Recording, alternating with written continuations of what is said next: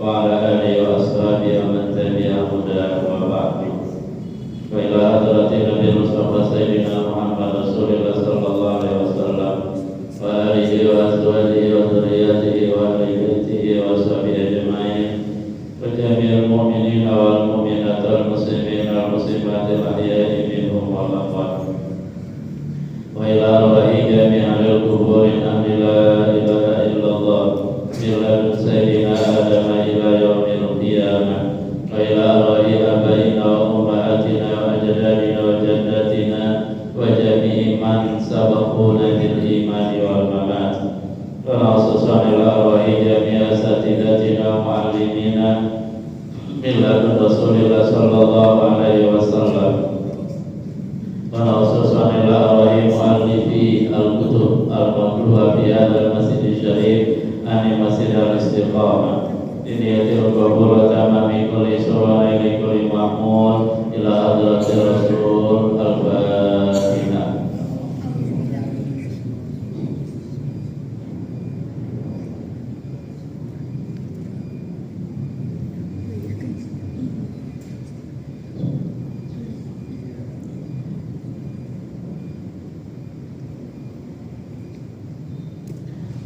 Bapak jemaah Masjid Jami Al-Istiqamah, insyaallah pada malam hari ini temanya kita akan bicara tentang satu kata yang sering didengar dan sering digunakan di masyarakat. Bahkan setiap kali mendengar kata tadi cenderung menimbulkan rasa asram gitu ya. Waduh repot nih, waduh gawat nih, waduh neraka nih. Kira-kira kata itu apa Pak? Bid'ah ya. Insyaallah mudah-mudahan kita bisa pahami barang-barang dan Allah memberikan kemudahan untuk memahaminya. Amin ya rabbal alamin. Wa ala khairul hadis kitabullah khairul hadi hadi sayyidina Muhammadin sallallahu alaihi wasallam wa khairul umur awsatuha wa syarrul umur muhdatsatuha wa kullu muhdatsatin bid'ah wa kullu bid'atin dhalalah wa kullu dhalalatin finnar. Jadi dalam hadis tadi disebut inna khairal hadis kitabullah, sesungguhnya sebaik-baik pembicaraan ucapan adalah kitab Allah Al-Quran. Wa khairal hadi, dan sebaik-baik petunjuk arahan pedoman hadi Rasulullah adalah petunjuk Rasulullah.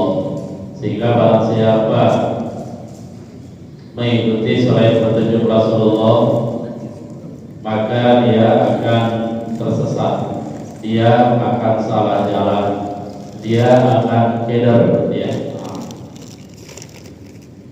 dia akan tersesat di jalan.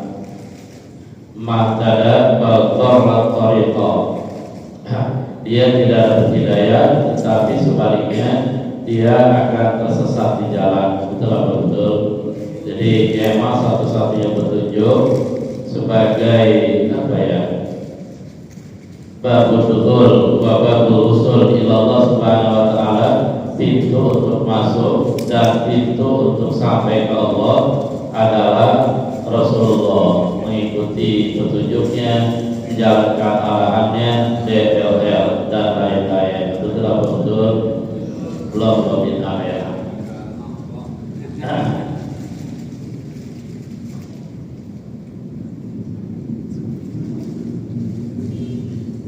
Bapak yang Allah Subhanahu wa taala, hadirin dan hadirat, apa sih bid'ah dan itu bid'ah? Jadi mudah-mudahan kita bisa pahami dan itu menjadi pedoman kita, dan selanjutnya ketika ada pembahasan tentang bid'ah, kita nggak bingung lagi gitu. Ketika kita membahas satu kata, perlu ditinjau dari arti bahasa dan arti istilah. Nah, dari itulah nanti kita berangkat membicarakannya. Perlu kita pahami dulu apa itu bid'ah. Karena ketika kita ingin membicarakan sesuatu, kita contoh misalkan ingin membicarakan tentang makanan yang namanya tahu definisikan dulu tahu apa gitu ya. Nanti bicaranya enak, bicaranya bisa dipahami. Artinya apa? 1000 kali kita ulang kata tahu, sesudah kita paham tentang tahu, maka kita tetap gak bingung karena kita udah paham apa itu tahu. Tahu adalah teman tempe. Ya gitu ya. Apa sih bid'ah? Bid'ah itu secara bahasa ma'udika ala ghairi misalin sawak, ya. Satu pekerjaan atau perbuatan yang dia dikerjakan, yang dia muncul dan dilakukan oleh seseorang tanpa contoh sebelumnya. Jadi sebelum belum ada contoh, dia adalah orang yang mengerjakan satu pekerjaan yang sebelumnya tidak pernah dicontohin sama Rasul. Nah, adalah yang sebelumnya belum pernah ada contohnya, ya. Nah, itu namanya bid'ah. Ketika Rasulullah SAW mengajak orang-orang Mekah untuk bertauhid kepada Allah, untuk meninggalkan berhala, orang-orang kafir Mekah, mereka menuduh bahwa Rasulullah Nabi kita, dia membawa ajaran baru. Sebenarnya tujuan mereka untuk dijadikan senjata, dijadikan alasan agar mereka dipahami, agar mereka dimakan menolak ajaran Rasulullah. Tujuan begitu ya. Jadi kata mereka ini, Muhammad ente bawa ajaran baru, kata orang musyrik Mekah. Ketika kami menyembah patung, setiap hari kami menyembah patung, bahkan dari nenek moyang kami zaman dulu menyembah patung juga. Tiba-tiba datang mengajak menyembah Allah, datang menyuruh kami meninggalkan agama kami dan nenek moyang, mengajak kami untuk meninggalkan berhala dan tidak menyembah kecuali Allah. Ini bawa ajaran baru, nggak pernah diajarin sebelumnya. Dulu juga nenek moyang kami nggak pernah ngajarin kayak gini, orang-orang sebelumnya nggak pernah ngajarin kayak gini. Sedih nggak Pak? Sedih, waduh dituduh kayak gitu tuh ya, sedih tapi alhamdulillah Allah Subhanahu wa taala menurunkan ayat Al-Qur'an yang bunyinya qul ma kuntu bid'an minar rusuli, ya. Muhammad katakan oleh kamu dan mereka, ma kuntu bid'an minar rusuli, aku bukanlah rasul yang bid'ah, aku bukan rasul yang mengajarkan satu ajaran yang tidak pernah diajarkan oleh orang-orang sebelumnya, oleh manusia sebelumnya. Itu bukan bid'ah. Aku yang aku ajarkan sama dengan yang diajarkan oleh para nabi sebelumnya. Ada Idris, Nuh, Hud, Soleh, Nabi Nuh, Nabi Musa, Nabi Isa, Zakaria, sama. Yang aku ajarkan kepada kalian adalah sebagaimana diajarkan oleh mereka, yaitu apa-apa mengajak menyembah Allah, meninggalkan sesembah selain Allah.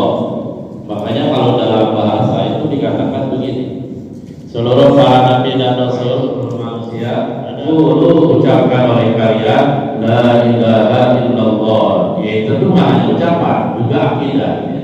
Karena kan apa yang kita ucapkan merupakan translation, terjemah dari apa yang ada di hati. Itu betul atau betul? Katakan oleh kalian la ilaha illallah, tidak ada Tuhan yang berhak disembah kecuali Allah. Kalau kalian katakan itu, kalian yakini itu, kalau kalian amalkan itu, tuflihu, niscaya kalian sukses dunia akhirat. Amin ya rabbal. Jadi Rasul sebagai nabi bid'ah bukan? Bukan. Ya, karena ajaran sama nabi-nabi dulu. Lanjut. Jadi itulah yang namanya bid'ah, mau ditambah misalin sama sesuatu yang dikerjakan, yang diciptakan dan belum ada contoh sebelumnya. Kita bahas masalah bid'ah dulu ya.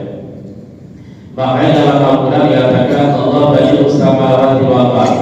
Allah adalah Al-Khaliq, Allah pencipta, dan Allah yang menciptakan langit dan bumi min ghairi misalin sama, tanpa contoh sebelumnya. Di langit dan bumi secara bahasa bisa disebut bid'ah, bisa dipahami ya. Terlalu jauh itu ya penjelasan. Lalu bid'ah secara istilah apa? Bid'ah secara istilah adalah seluruh pekerjaan, khususnya umat Muhammad ya, seluruh pekerjaan, seluruh ucapan dan perbuatan yang dilakukan oleh umat Nabi Muhammad dan Nabi gak pernah nyontohin, Nabi gak pernah memberikan contoh, Nabi gak pernah mencontohkan dan melakukan perbuatan tadi. Itu namanya apa? Bid'ah. Berarti kalau ditanya Bapak Ibu, Bapak jangan pikir-pikir tidak ada pikir apa enak. Karena kan sesungguhnya Allah memberikan kelengkapan pada tubuh kita semuanya untuk dipakai. Kalau mau dipakai itu apa? Betul. Allah kasih kita kaki, dipakai buat apa? Buat jalan. Coba sampai jalan-jalan sebulan dulu saja dipakai. Setelah sebulan saya pengen jalan. Bisa jadi begitu kita berdiri di bangku langsung jatuh dari dubrak aja. Betul. Mau dipakai tidak terlatihnya. Sehingga ya apa-apa dah kita pikir ya karena memang harus dipakai ya. Kita lanjut. Jadi itu namanya bid'ah, perbuatan, ucapan, ibadah, akidah yang dilakukan oleh umat Nabi dan Nabi tidak pernah mencontohkan. Jadi kalau gitu bid'ah dia sebuah pekerjaan atau sebuah hukum. Pekerjaan, dia pekerjaan. Sholat itu pekerjaan, puasa pekerjaan, berjalan pekerjaan. Nah nanti pekerjaan tadi bisa dinilai dari segi hukum, gitu. Bahkan bisa dinilai dari segi hukum. Ketika kita berjalan makan lalu diputuskan hukumnya. Bapak jamaah hadirin hadirat. Sehingga ada sebagian orang mengatakan begini, kalau saya sih setuju Pak ya, karena ini kita punya cara berpikirnya dan kita punya dalil.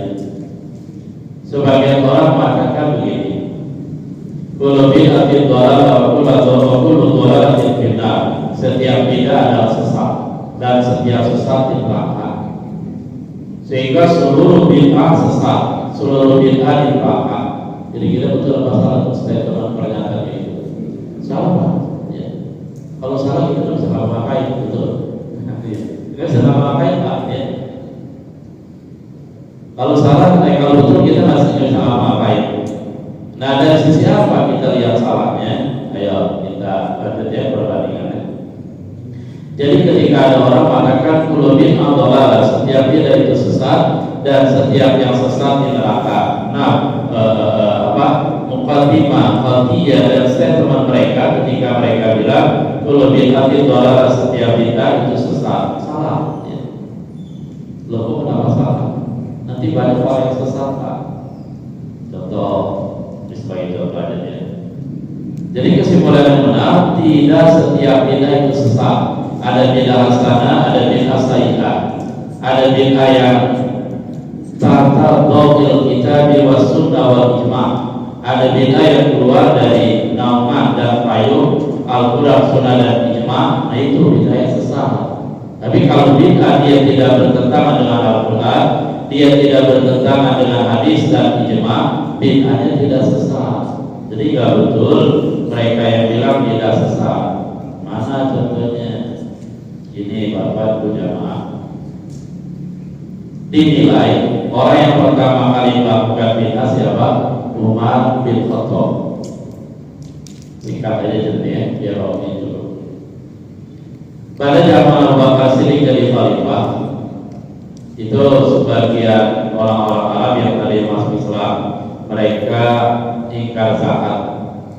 Di antara mereka juga mengaku jadi nabi, padahal Muhammadun Nabiyyun la nabiyya ba'da, Muhammadun Rasulun la rasulah ba'da. Nabi Muhammad adalah seorang nabi yang ada nabi lagi sesudahnya. Nabi Muhammad seorang rasul yang ada rasul lagi sesudahnya. Mereka pada mengaku jadi nabi dan mereka tidak mau bayar zakat. Oleh Abu Bakar Siddiq diperintahkan untuk memerangi mereka. Terjadilah peperangan para sahabat, termasuk sahabat-sahabat kibar, sahabat-sahabat utama, memerangi mereka tingkat zakat dan orang-orang yang bukan. Dalam peperangan tadi, para sahabat kan pada meninggal, banyak yang syahid. Kalau bahasa kamu banyak mati. Nah, ketika seorang hafiz atau hafiz Al-Quran, kemudian dia meninggal dunia, Al-Quran itu enggak, hafalan itu enggak ikut. Jangan dibayangin, ini orang udah meninggal nih, hafalan dia ikuti, ya begitu ya. Ketika wadah sudah diambil, maka isi yang ada dalam wadah tadi ikut terambil. Ya Umar bin Khattab mikir gitu. Waduh, kalau penghafal Al-Quran banyak meninggal, ya. Nanti kalau terjadi perang lagi, meninggal lagi, lama-lama meninggal para penghafal Al-Quran, Al-Quran habis, Al-Quran lenyap dari muka bumi. Sementara tulisan Al-Quran yang ada pada saat itu masih tercerai-berai. Ada ayat Al-Quran yang ditulis di pelepah korma, ada ayat Al-Quran yang ditulis di batu-batuan, di daunan dan berbagai media. Ya. Media orang, Pak. Itu saya punya murid namanya media. Kenapa ada yang media? Hanya orang tuanya yang tahu. Jadi lumayan jadi nyesel. Allah masih. Ayo Umar bin Khattab mengusulkan pada bakar. Mohon maaf kalau menurut hemat saya usul nih di mana Al-Quran dikumpulin, ditulis dalam satu mushaf, satu buku ya, contohnya kalau kita. Satu mushaf, satu buku dan seterusnya. Abu Bakar mengatakan, kemarin ini apa? Ya. Rasulullah telah tidak pernah ngajarin kita, tidak pernah nyontohin kita agar kita mengumpulkan Al-Quran dalam satu buku, satu mushaf. Tidak bisa, jangan hanya kerjain. Tapi Umar jadi maknanya dia terus memberikan alasan argumen agar Abu Bakar paham bahwa betul Al-Quran harus dijaga daripada kehilangan, daripada hilang. Cara salah satu menjaga Al-Quran yang paling efektif ketika itu Al-Quran dikumpulkan dalam satu mushaf. Lama-lama Bakar paham juga paham masuk Umar ya. Sudah Bapak betul panitia penulis Al-Quran.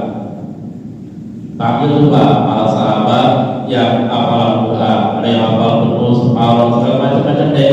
Dan sahabat-sahabat yang punya tulisan Al-Quran bawa semua ke panitia. Al-Quran yang ditulis di batu-batu dan sebagainya dibawa semua tuh Pak. Mereka kan ahli-ahli Al-Quran, mereka mengalami pada muddatan nusulil wahyi, masa turunnya wahyi. Mereka paham banget. Mereka adalah santri-santri dan murid Rasulullah SAW yang memang telah sukses. Singkat cerita, Al-Quran akhirnya dikumpulkan. Singkat cerita juga, kalau ada singkat ceritanya. Nanti kalau banyak singkat cerita itu banyak juga. Akhirnya Al-Quran dikumpulkan dalam satu mushaf. Pertanyaannya, ini bid'ah bukan? Bid'ah. Kenapa bid'ah? Karena Rasul gak pernah merintahkan, Rasul gak mencontohkan. Tetapi walaupun ini bid'ah, para ulama menyimpulkan ini bid'ah wajibah, bid'ah yang hukumnya wajib, bid'ah hasanah, bid'ah yang baik. Baiklah. Seandainya Al-Quran gak dikumpulkan dalam satu mushaf, sementara habis dan habis Al-Quran pelan tapi masih terus meninggal dunia, lama-lama Al-Quran hilang, gak ada di dunia. Dan Al-Quran perlu dijaga jangan sampai hilang.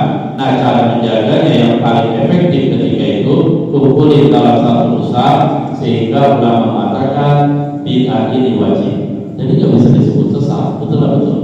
Kalau memang disebut sesat, kalau seandainya bid'ah itu semua sesat, maka orang yang pertama itu sesat adalah Umar. Padahal dia nggak sesat, padahal dia salah satu di antara 10 sahabat yang dijamin masuk surga. Artinya perlu kita pahami, gak semua bid'ah itu sesat.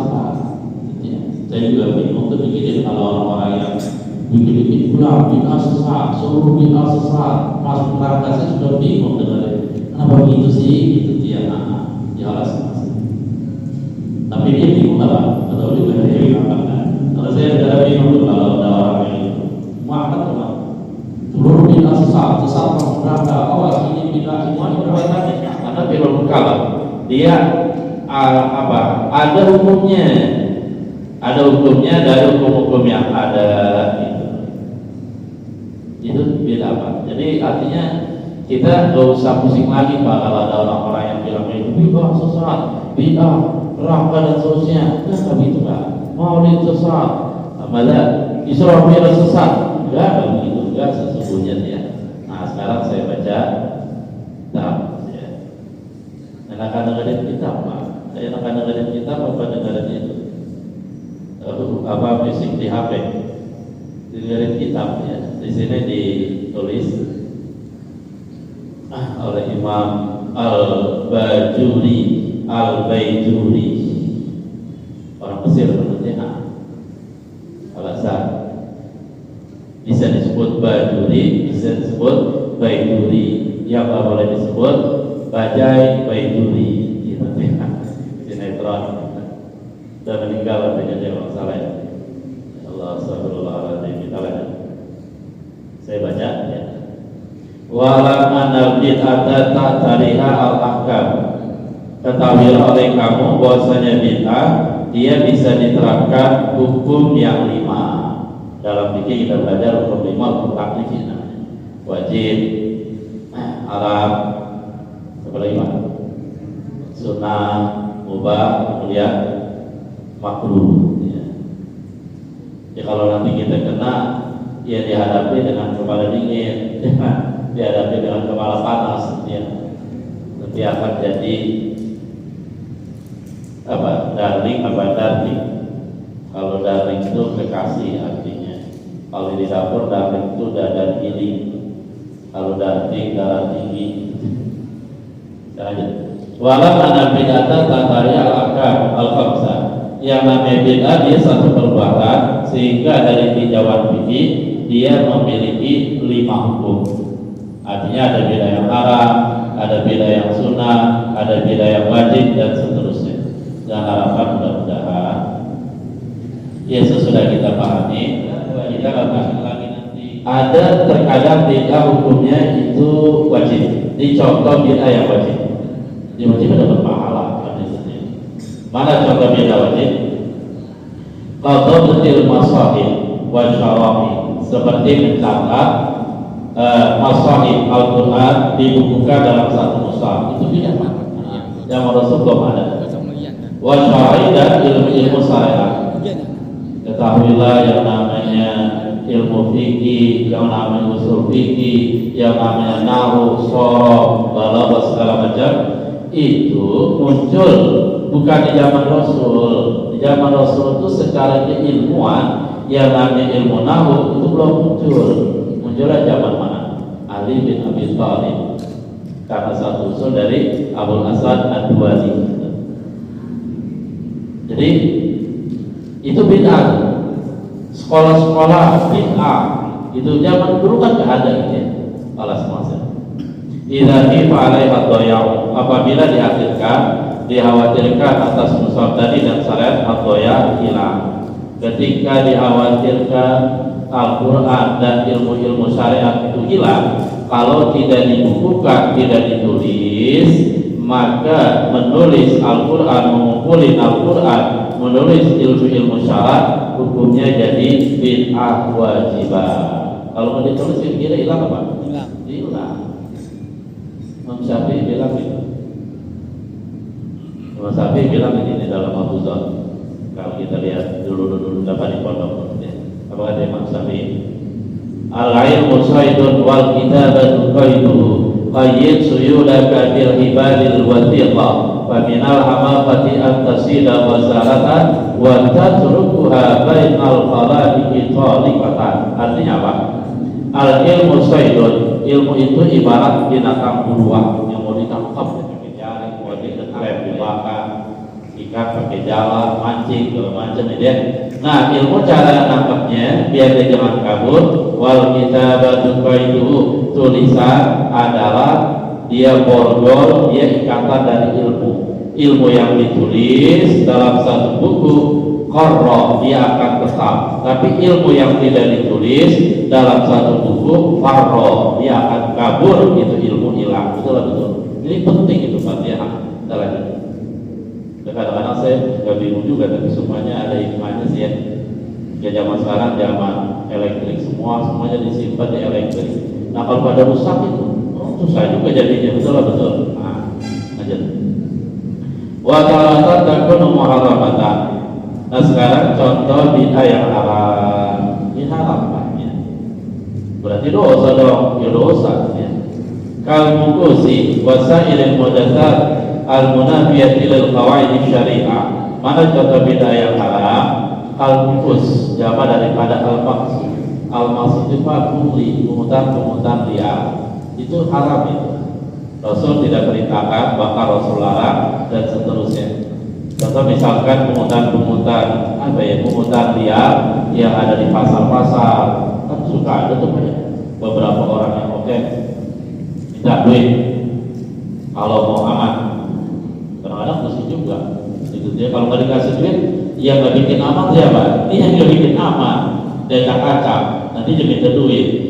Jadi pusing juga ya. Artinya pungutan yang tidak jelas, yang tidak ada muqabalahnya, yang tidak ada timbal baliknya gitu. Itu fokusnya.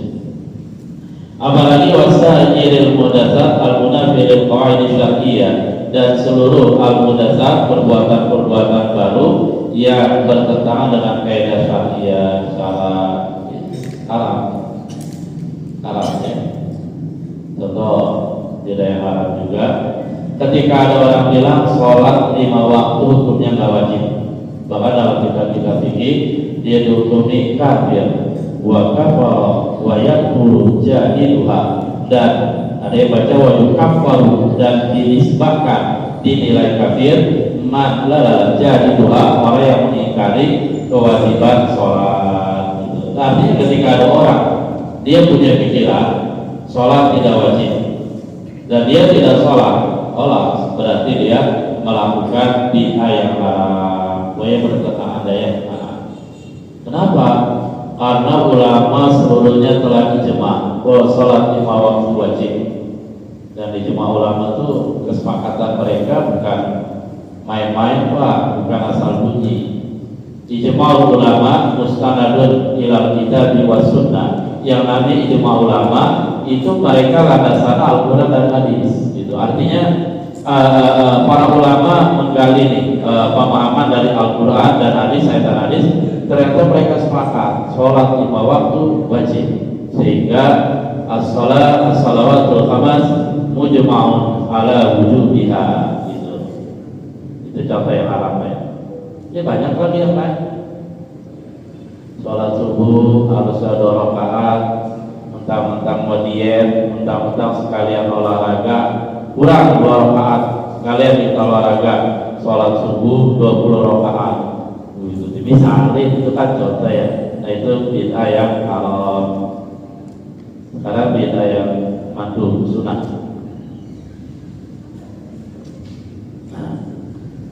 Wa taratan takunu mandubatan.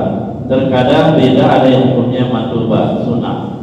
Kalau bahasa fikih sunnah itu dikerjain dapat pahala, ditinggalin milih mana? Milih gak apa-apa apa milih rugi? Orang itu kan sudah kejebak dia dengan kata-kata gak apa-apa. Kenapa lah sunnah ya? Boleh itu gak apa-apa. Dan itu dijadikan senjata, dijadikan argumentasi untuk meninggalkan perbuatan sunnah. Padahal mah itu harusnya ditukar. Perbuatan sunnah perbuatan yang ketika dikerjakan dapat pahala, ditinggalkan betul nggak dosa, tapi rugi. Kok rugi sih? Orang-orang dapat pahala, kita enggak gitu. Nah, itu lebih enak kan. Mana tuh contoh bid'ah yang sunnah? Sholat tarawih, sholat tarawih itu panjang pembicaraannya. Tapi pada prinsipnya sholat tarawih itu bid'ah, betul bid'ah. Tetapi bid'ah di sini beda yang sunnah, gitu. Yang hukumnya sunnah. Sholat tarawih jamaatan, seperti sholat tarawih jamaah. Ada kaidah jamaah. Sholat tarawih yang dilakukan secara berjamaah itu dihukumi bid'ah, betul. Tetapi bid'ah yang sunnah. Jadi gak sesat kan? Artinya kita ingin menggiring dan memberikan pemahaman bahwa enggak semua bid'ah itu sesat Pak ya, itu intinya. Walidari oleh karena sholat tarawih jamaah dihukumi bid'ah, maka bid'ah mandubah Qala Sayyidina Umar radhiyallahu anhu fi tarawih. Sayyidina Umar mengomentari tentang masalah tarawih ketika itu. Apa kata Sayyidina Umar? Nikmatil bid'atu hadhihi, senikmat-nikmat bid'ah adalah ini. Kita aja Pak yang nggak paham dan iman kita rendah. Kalau orang zaman dulu aku semangat sholat ya, apalagi zaman sahabat, mereka berlomba-lomba bersama memperbanyak amalan akhirat buat bekal pulang nanti di alam kubur di akhirat. Mereka tidak tertarik pada lomba-lomba mengumpulin duit dunia gitu. Makanya nikmatul bidah dia gitu. Nah kalau sekarang kan dia sholat malah tersiksa. Betul apa betul?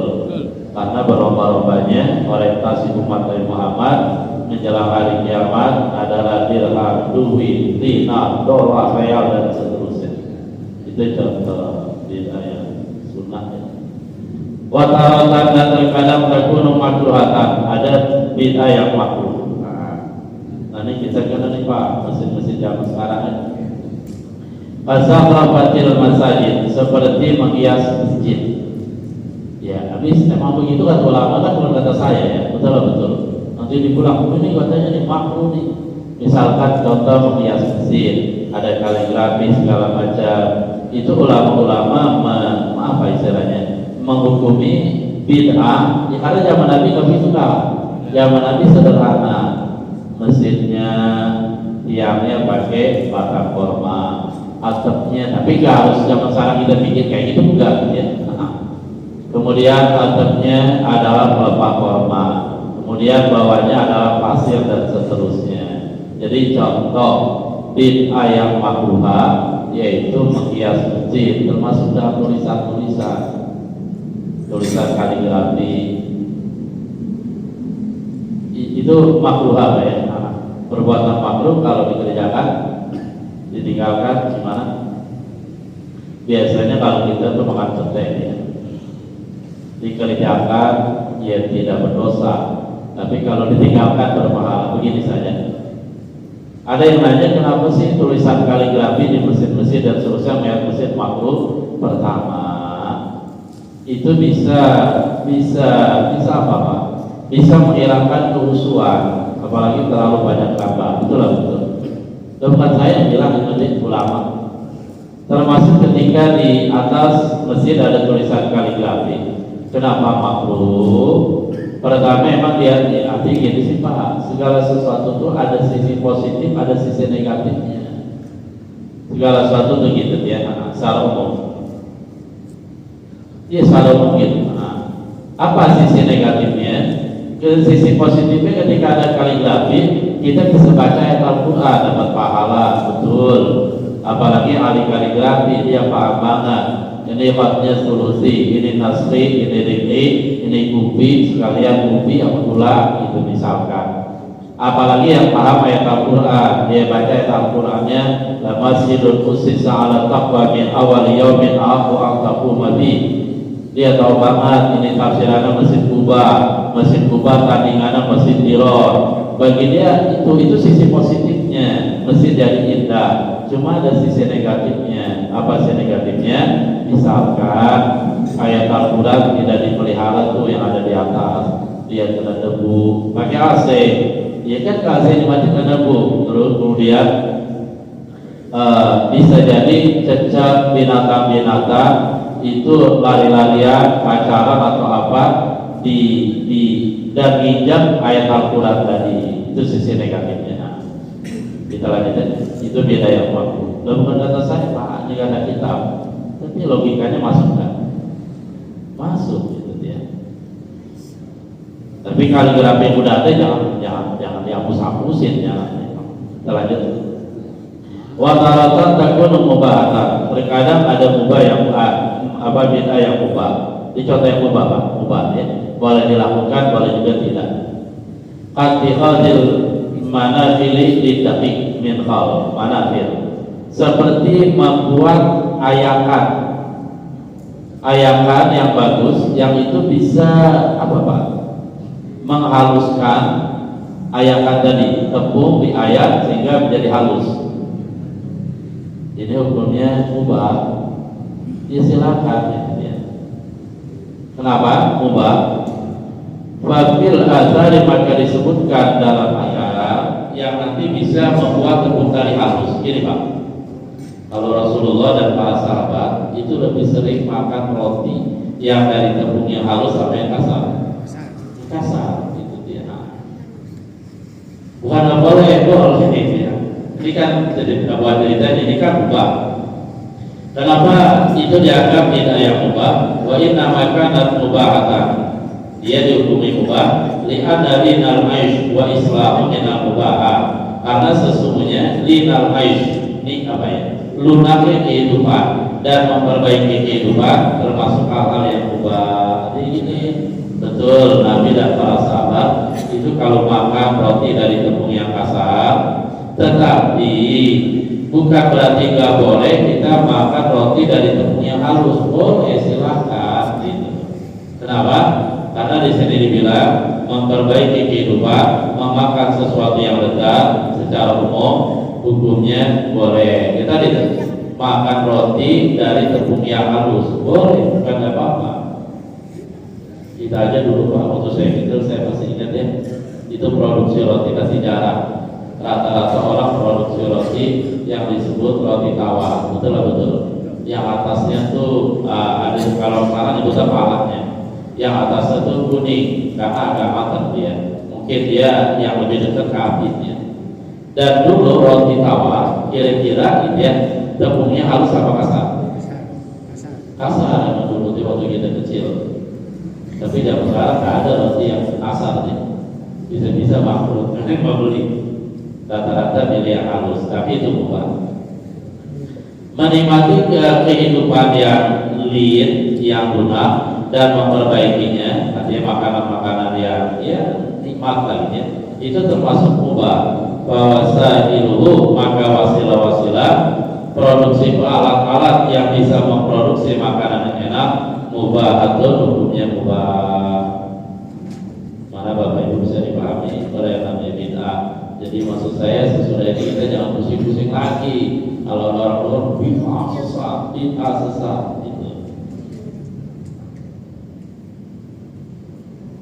Jadi begitu prinsipnya deh. Jadi ke semua beda itu sesat, enggak berjamaah. Mungkin ada pertanyaan, silakan kalau ada. Ada pertanyaan. Pemahaman ilmunya itu jadi melenceng, padahal tadi Pak Ustaz sudah jelaskan bahwa ada hukum-hukum yang bisa dikenakan pada perbuatan sehingga tidak semua bid'ah itu sesat. Itu bagaimana Pak Ustaz kepada orang yang mengajarkan dan apalagi terus yang diajarkan juga kasih tahu lagi orang di Arab gitu. Kasih saya. Ya, artinya untuk mensikapi orang-orang yang punya pemahaman perlu bidatin dolalah, setiap bid'ah sesat, setiap sesat di neraka. Kewajiban kita kembali kepada ayat Al-Quran, wa tawassaw bil haqqi wa tawassaw bis sabr. Artinya dalam sesama orang mukmin, orang-orang beriman, kewajiban kita itu mengingatkan, memberikan pemahaman, gitu ya, sesuai dengan ya kebiasaan kita lah ya. Apalagi kan kalau membahas kita dari segi ilmu mantik, itu cakep ya. Cuma otaknya nanti harus dibalaskan. Ya, dia tetap kita jangan biarkan. Kalau menurut saya tetap kita ingatkan, kita kasih pemahaman. Ya mudah-mudahan dia paham. Artinya dia paham, alhamdulillah. Dia paham langsung, alhamdulillah. Dia tak paham, ya kita jangan putus asa. Harusnya gitu ya, suatu saat kita ingatin lagi, suatu saat kita ingatin lagi. Karena yang namanya ngajak orang, ya nggak boleh sekali berhenti, tapi harus terus menerus. Sehingga diperlukan kesabaran. Jadi yang bisa saya tanggapi, mohon maaf atas segala kekurangan. Astagfirullahaladzim. Allahumma shalli ala sayyidina Muhammadin fil awwalin wal akhirin wa sallim wa radhiyallahu ta'ala an kulli sahabat Rasulillah ajmain. Ya arhamar rahimin, ya Allah rahmatan tunina rahmatin man siwa. وللمؤمنين ولجميع المؤمنين والمؤمنات والمسلمين والمسلمات الأحياء منهم والأموات رب يسر لنا ولا تعسر علينا ربنا آتنا في الدنيا حسنة وفي الآخرة حسنة وقنا عذاب النار وأدخلنا جنة مع الأبرار يا عزيز يا غفار يا رب العالمين وصلى الله على سيدنا محمد النبي الأمي وعلى آله وصحبه وسلم سبحان ربك